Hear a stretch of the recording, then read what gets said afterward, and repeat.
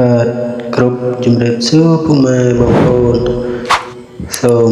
ស្វាគមន៍មកការឲ្យតម្រុយឆ្នោតពី Channel ប្រាប់តម្រុយឆ្នោតរាល់ថ្ងៃសម្រាប់ថ្ងៃនេះដែរថ្ងៃទី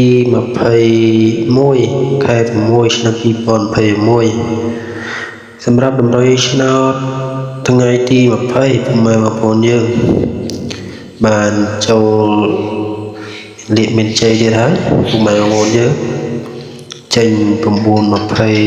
9:73ត្រង់ផ្លឹងពុកម៉ែបងប្អូនយើងមានលាកមានជ័យច្រើនខ្លាំងមែនទែនសម្រាប់តម្រុយឆ្នោតម្សិលមិញពុកម៉ែបងប្អូនយើងតែចឹងកុំឲ្យ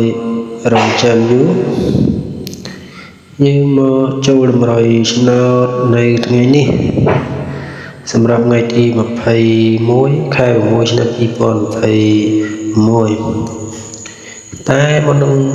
ការឲ្យតម្រុយឆ្នោតទៅពុកម៉ែបងប្អូនសូមពឹងពុកម៉ែបងប្អូនជួយចុច like វីដេអូ Subscribe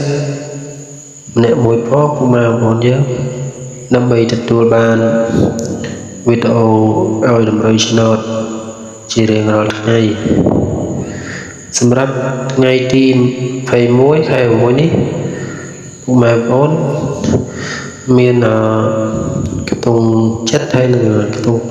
ពុកម៉ែបងប្អូនមាន74 79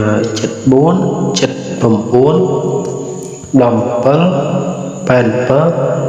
87និង89សម្រាប់ការអូយើង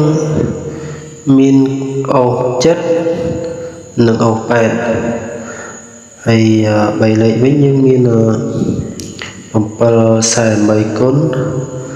749គុណហើយនិង871គុណពុកម៉ែបងប្អូនចឹងបើពុកម៉ែបងប្អូនស្រឡាញ់